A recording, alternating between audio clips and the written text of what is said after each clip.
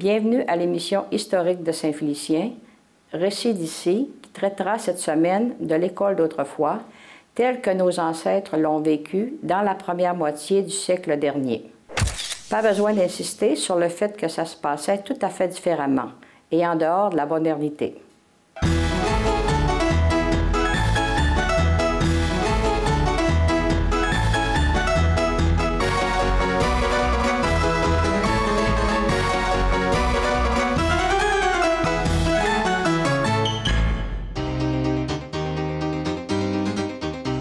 La petite école, telle qu'on la surnommait dans le temps, rappelle de nombreux souvenirs à ceux et celles qui l'ont fréquentée. On a de la misère à s'imaginer que les commodités qu'on retrouve dans nos écoles d'aujourd'hui étaient pour la plupart absentes des établissements de l'époque.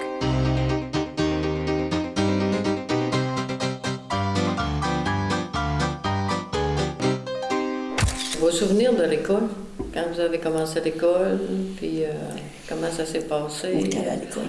Moi, je suis allée à l'école. J'ai arrêté en 7e année. Ça, il fallait venir à pied. Il n'y avait pas d'autobus ni d'auto. Moi, j'ai enseigné à l'école d'Oran, l'autre en haut, à côté de la voie ferrée, voisin de chez M. Napoléon Baudouin. Oui. J'avais 15 élèves, 5 divisions. Les familles étaient grandes, ça fait qu'il y avait beaucoup d'enfants. Hein. Des fois, ça pouvait être 40 élèves. Ça dépendait des années. Vous avez tous connu les écoles d'Oran? Oui. Moi, j'étais à l'école au Rando jusqu'en 7e année.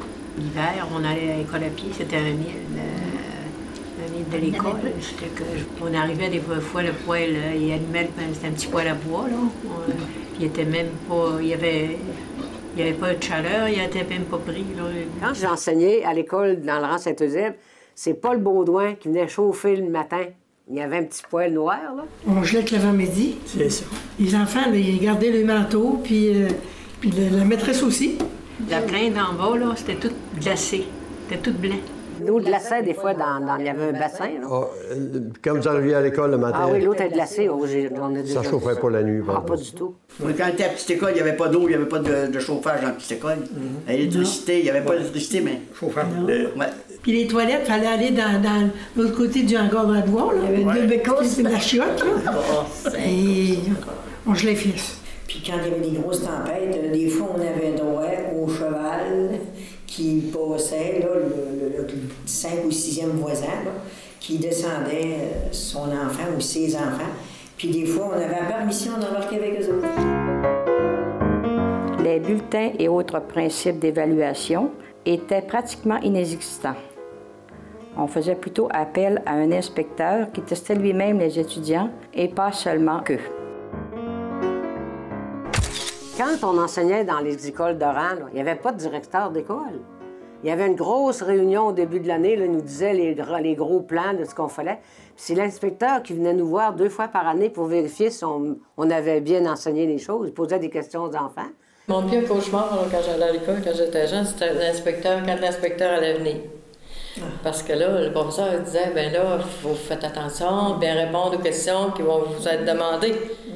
Là, les autres, ils disaient, on sait à qui va poser les questions, l'inspecteur. Parce que moi, j'avais les cheveux roux. J'avais beau à me baisser n'importe comment. Hein? Mais le professeur, l'inspecteur qui te posait une question, il disait, la petite rousse en arrière, là!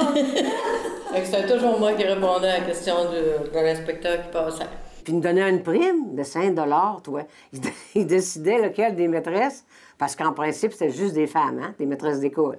Puis qui décidaient, indépendamment comment les enfants avaient répondu, lequel qui était mieux des professeurs. Il fallait qu'on se prépare quasiment toute l'année pour préparer la présentation. Monsieur le curé était là, puis monsieur le commissaire, l'inspecteur était là, tout quitte. Puis là, puis moi, mon père était commissaire. Ça fait qu'il fallait que ce soit moi qui présente mon père. Tu sais, je savais toute qu'une tâche dans le temps, là. Hein?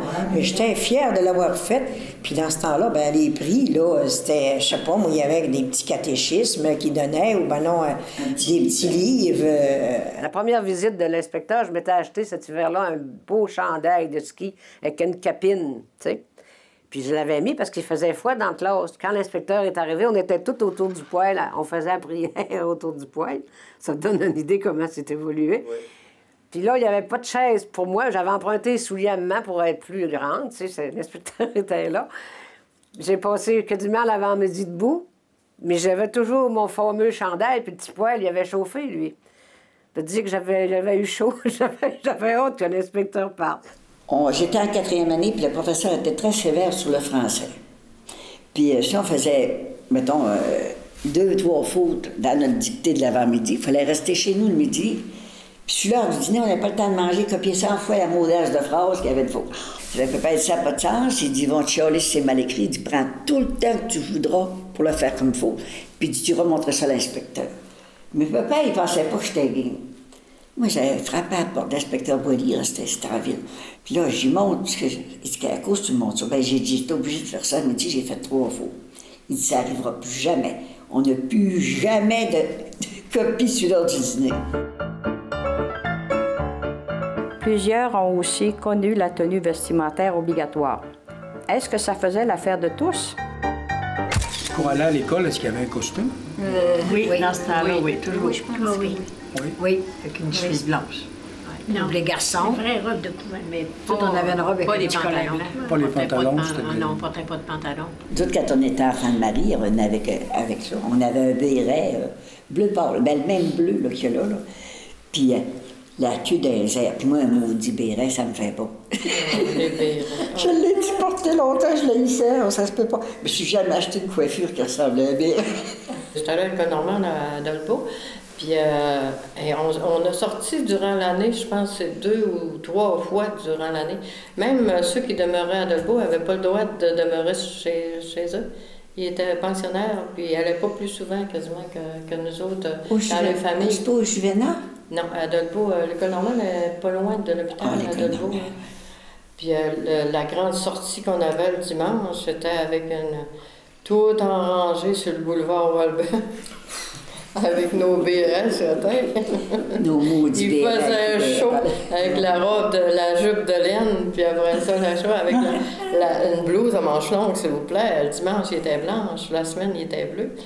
Puis avec le blazer de laine bleu marin par là-dessus, le béret bleu marin, avec le principal d'école en arrière. Tu sauras qu'il ne fallait pas regarder le petit gars à côté. Là, non, hein? Les enseignantes devaient être formées avant d'accompagner les plus jeunes dans leurs apprentissages. La plupart étaient recrutées pour leur performance académique et commençaient à travailler très tôt. Quand tu voulais faire une professeure, c'est la religieuse qui disait « Toi, là, tu serais peut-être capable de passer les examens. » Donc, il y avait des examinateurs qui venaient à Roberval chez les Ursulines. Ma mère, c'est ça qu'elle a fait, et ma grand-mère aussi. Tu avais le cours élémentaire, complémentaire et supérieur. C'était ça. Mais les écoles normales n'existaient pas encore dans ce temps-là. Une école normale, c'était Il y en avait une à Roberval aussi. oui, il y en avait une à Roberval aussi. C'était pour suivre ton cours pour être enseignant. Mais moi, quand je suis allée, je rentrais à l'école normale en 1955, les écoles normales existaient dans les années 40, je crois bien. Ça a commencé comme ça. C'était très important, l'instruction. Ça avait été Mes petites sœurs sont toutes allées pensionnaires à Chicoutimi. Moi, je suis allée à l'école jusqu'à 18 ans. Et puis, j'ai eu mon diplôme à Roberval dans ce temps-là, à 19 ans. Puis, je suis allée enseigner ensuite au canton Milo. Ma mère m'a fait instruire parce que j'avais perdu mon père. J'avais 16 ans. J'avais une sœur qui avait passé avant moi à l'école normale. Quand elle est sortie, ma mère s'est occupée de moi. Ma mère a commencé à enseigner en 1934. Puis elle a enseigné 4 ans. Puis en 1938, elle s'est mariée. Puis à ce moment-là, quand une femme se mariait, elle n'avait plus le droit de faire l'école.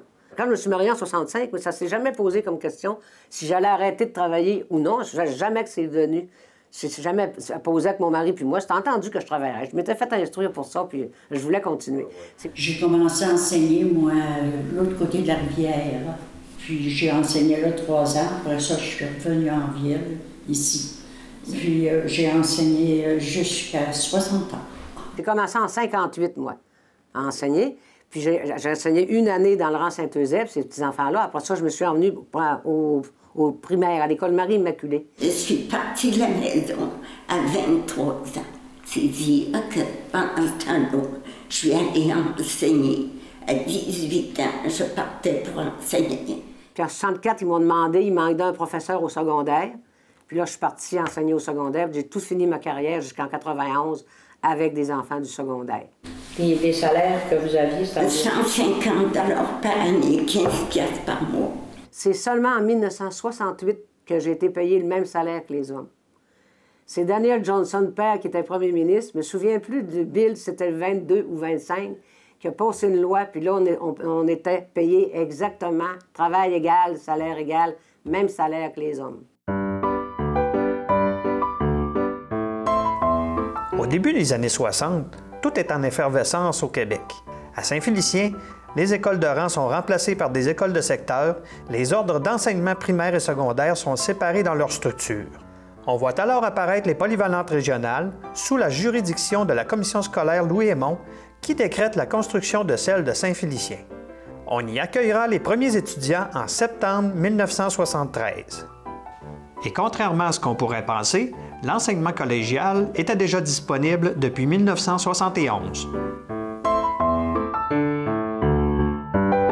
L'école était parfois dure, mais surtout ne durait pas longtemps pour la plupart des jeunes qui devaient plutôt s'investir dans le travail. La première de classe, ou le premier, avait une médaille, puis les autres n'avaient pas. Puis quand on arrivait chez nous, qu'il y en avait une qui avait une médaille, puis les autres n'avaient pas, ben, c'était triste pour les autres. On n'était pas malheureux, ça, mais toi, on était bien, tu sais, les enfants, là. On avait des copains, des copines, on avait l'école. Puis aller à l'école à pied, aller à l'école du Bon Conseil. Ouais. Soir et matin, on revenait, on voyageait, c'était 1 heure, on retournait hiver comme été, pas habillé. Puis... Quand on était gauchère, les coups de barreau sur les doigts, là, on en avait de ça.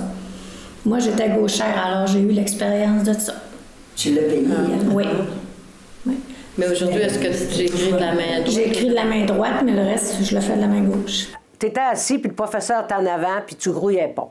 C'était ça, dans le fond, la mode quand j'ai commencé à faire l'école, là. Maman m'a sorti de l'école, j'avais pas 14 ans pour y aider à avoir soin des grands-pères et de la grand-mère.